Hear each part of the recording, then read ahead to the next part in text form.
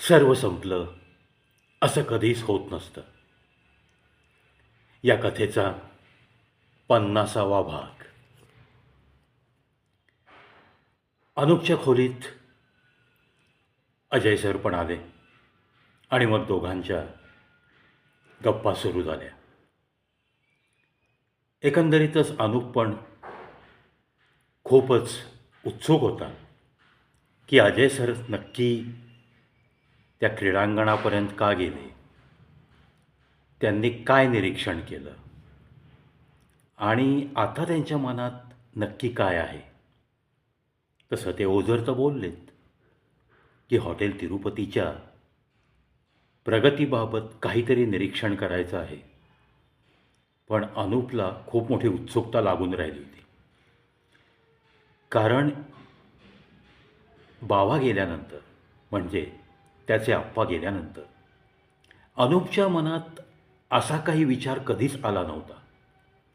आणि अजय सरांच्या मनात हार्डली 4-5 दिवसात आपल्या हॉटेलच्या प्रगतीविषयी विचार येतो, हे पाहूनच अनुपला खूप मोठी खात्री अजून पक्की झाली होती की आपल्याविना हॉटेल तिरुपती हे नक्कीच भरभराट करेल.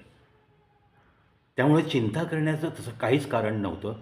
तो निश्चिंत मनाने भारताच्या बाहेर पुन्हा एकदा त्याच नोकरीत रुजू होण्यास अत्यंत उत्सुक होता. अजय सरांनी थोडीफार अनुपची चौकशी केली आणि मग बोलायला सुरुवात केली. अरे अनुप, आज सकाळी जो काही मी गेलो, सगळं निरीक्षण केलं आणि अक्षरशः तुला सांगतो की तिथं जे काही गाळे आहेत, त्या गाळ्यामध्ये माझ्या डोक्यात जी संकल्पना आहे तसा कोणताही पदार्थ मिळत नाही. आणि मला एक लक्षात आलं की मी त्या क्रीडांगणाच्या भोवतीसुद्धा चक्कर मारली, आतमध्ये पण गेलो, बाहेरसुद्धा खूप भटकलो.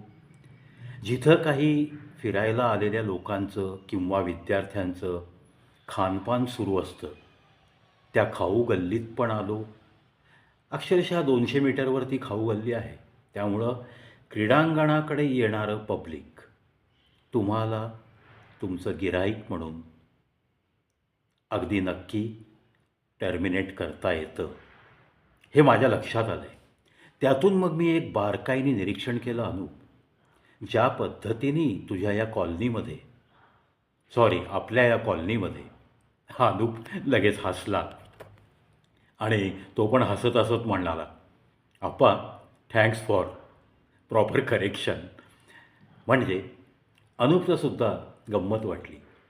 अर्थात प्रत्येक गोष्ट आपलं आपलं असं म्हणेपर्यंत अजय सरांना स्वभावानुसार थोडा वेळ लागणारच, हे सुद्धा अनुप जाणून होता. अनुपने कितीही त्यांना मोकळीक दिली, कितीही तुम्हीच सर्वेसर्वा आहात असं आश्वासन दिलं, असं अगदी खात्रीशीर सांगितलं, तरीसुद्धा अजय सरांचा स्वभाव तसा नव्हता. अजय सरांनी पुन्हा बोलायला सुरुवात केली. ज्या पद्धतीने आपल्या कॉलनीमध्ये एक कॉस्मो समाज राहतो, सगळ्याच साईडची लोकं आपल्या कॉलनीमध्ये बंगले घेऊन राहिलेली आहेत. मग त्याच्यामध्ये साऊथ इंडियन पण आहेत, नॉर्थ इंडियन पण आहेत, असं काहीच नाही आहे. काही काही महाराष्ट्रीयनसुद्धा आहेत.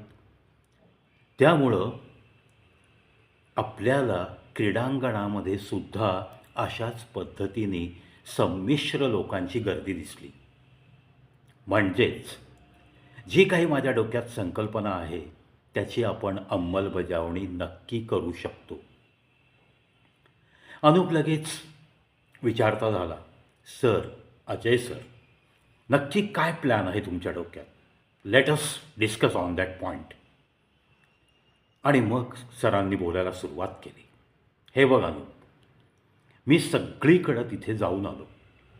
कोणत्याही खानपानच्या दुकानामध्ये, कोणत्याही छोट्याशा कॅन्टीनमध्ये इतक्या सकाळी काही पदार्थ मिळत नाहीत. फिरायला येणाऱ्या लोकांमध्ये हेल्थ कॉन्शियसनेस जास्त असतो. त्याच्यामुळं जड आहार सकाळच्या वेळेस ते करत नाहीत. परंतु व्यायाम झाल्यानंतर घरापर्यंत जाईपर्यंत जो उशीर होणार आहे त्याच्यापेक्षा आसपास जर काही हलका आहार मिळाला तर तो प्रत्येकाला हवा असतो. हे मी निरीक्षण केलेलं आहे. आणि असं सांगून अनुपचा थोडासा आप्पांनी अंदाज घेतला आणि ह्या अंदाजामध्ये त्यांना असं दिसून आलं की अनुप थोडा थोडा कन्व्हिन्स होतोय. आणि मग हे पाहूनच अजय सरांनी पुढं बोलायला सुरुवात केली.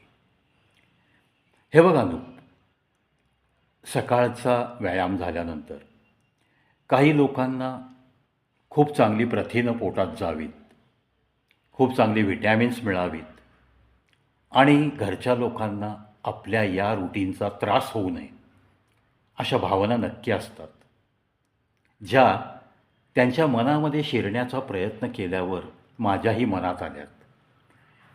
असं बोलल्यानंतर अनुपच्या डोक्यामध्ये विचार सुरू झाले की नक्की कोणत्या पदार्थांच्याबद्दल आता आप्पा बोलणार आहेत. आणि मग अजयने सांगण्यास सुरुवात केली. हे बघ, जेव्हा एका क्रीडांगणाच्या भोवतीचा परिसर आपण गृहीत धरतो तेव्हा तिथं रनिंग करणारी तरुण मंडळी पण आहेत आणि फक्त मैदानाला एखादी दुसरी चक्कर मारत चालत फिरणारी पण मंडळी आहेत. थोडीफार स्थूल मंडळी पण आहेत आणि थोडीफार तब्येत बनवण्यासाठी इच्छुक असलेली तरुणाईसुद्धा आहे. त्याच्यामुळं माझ्या डोक्यात एक संकल्पना आहे की आपण मोड आलेली कडधान्य आणि भिजलेली उडदाची डाळ असा एक काउंटर आणि दुसरा counter specially for south Indians, कारण मी साऊथ इंडियन लोकांची गर्दी जास्त बघितली आहे. त्याच्यामुळं तुलाही माहिती आहे या एरियामध्ये तुझ्या बाबांनी हॉटेल काढण्याचं कारणसुद्धा तेच आहे की आपल्या लोकांना, ते साऊथकडचे आहेत, तुम्ही सगळे साऊथकडचे आहात, त्याच्यामुळं आपल्या लोकांची काहीतरी सोय व्हावी, आपले पदार्थ त्यांना अगदी सहज उपलब्ध व्हावेत, हा एक त्यांच्या मनातला विचार आणि तोच मी सुद्धा करतो आहे.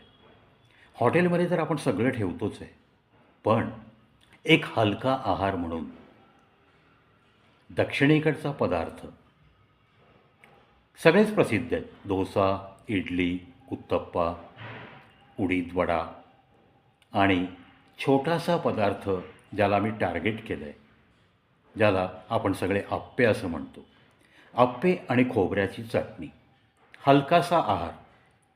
म्हणजेच घरी जाऊन ब्रेकफास्टचा त्रास देण्यापेक्षा इथं हलकंसं काहीतरी मिळतं आणि प्रथिनांच्या बाबतीत काहीतरी चांगलं पोटात जावं असा विचार घेऊन येणाऱ्यांनासुद्धा मोड आलेली कडधान्य, त्याच्यामध्ये मग आपण मूग आणि मटकी प्राधान्याने देऊ आणि त्याच्यासोबत चणा, हा स्प्राऊटचा प्रकार मस्तपैकी चाट मसाला घालू, मसाला आपण तयार करू.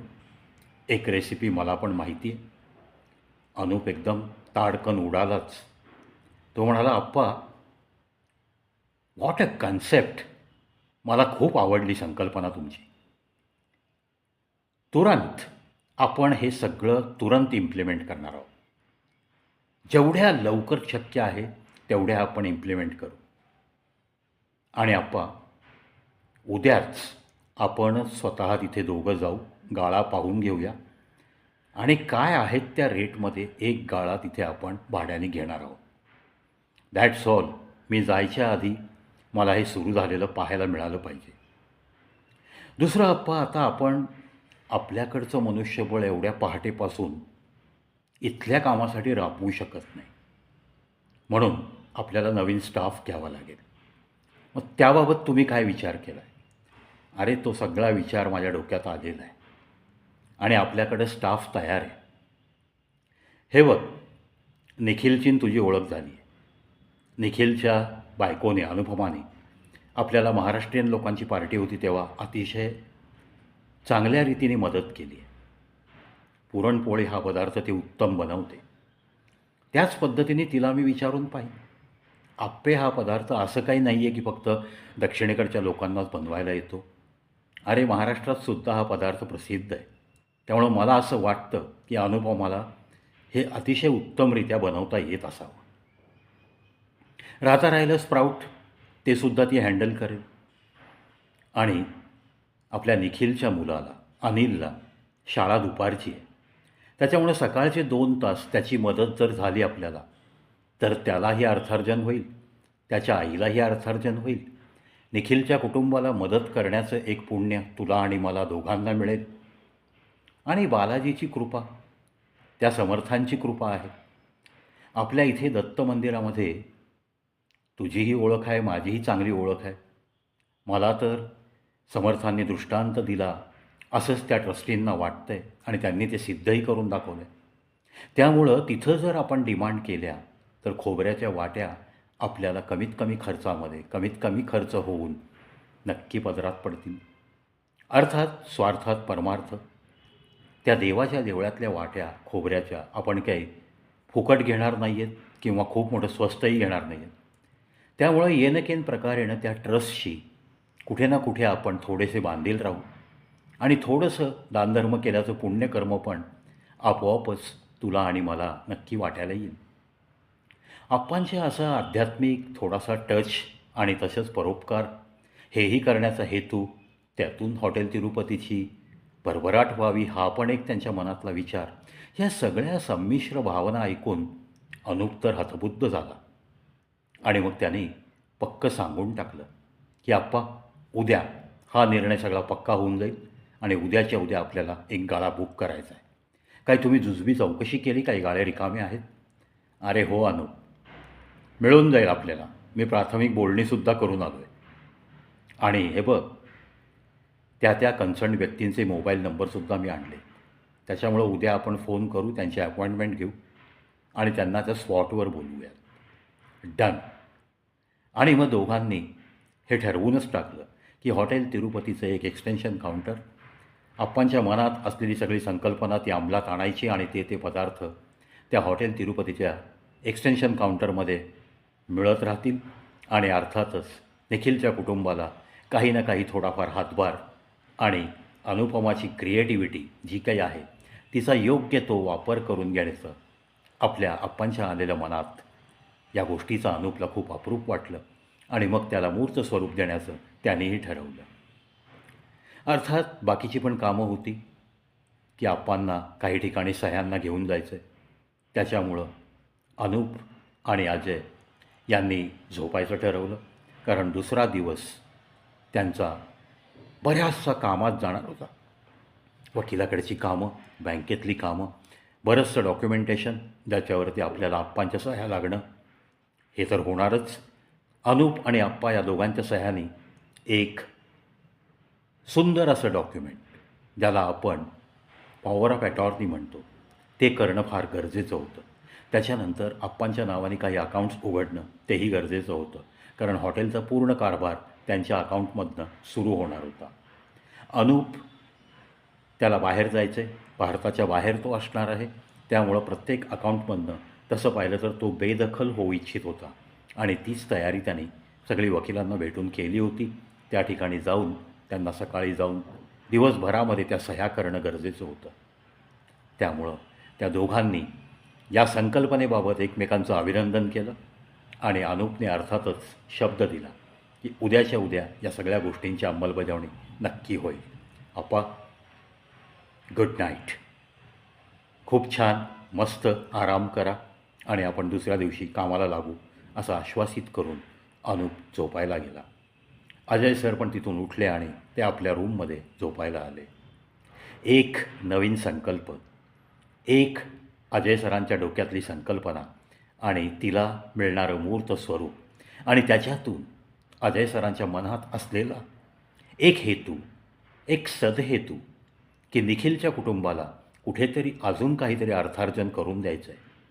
त्याने पण जे उपकार केलेत त्या ऋणाचं थोडी तरी परतफेड, संपूर्ण त्या ऋणातनं त्यांना मुक्त व्हायचं नाही आहे, पण थोडी तरी ऋणाची परतफेड म्हणून त्यांनी हा संकल्प डोक्यात घेतला आणि डोळ्यासमोर फक्त अनुपमा वहिनी होत्या. तो छोटुकला अनिल होता. जेणेकरून निखिलच्या कुटुंबाला नक्कीच हातभार लागणार होता. या आनंदातच अजय सरांनी पण पाठ टेकली आणि केव्हा झोप लागली त्यांचं त्यांनाही कळलं नाही. पाहूयात दुसरा दिवस कसा उजाडतो, काय काय धावपळ होते, कोणते डॉक्युमेंट्स तयार होतात आणि मग गाळा मिळतो की नाही हॉटेल तिरुपतीचा, तो नवीन संकल्प त्याला मूर्त स्वरूप मिळणार की नाही, का काही अडचणी येणार आहेत. ऐका, पहा पुढच्या भागात. सर्व संपलं असं कधीच होत नसतं, असं कधीच होत नसतं. या कथेचा 51वा भाग लवकरच हा भाग घेऊन भेटूयात.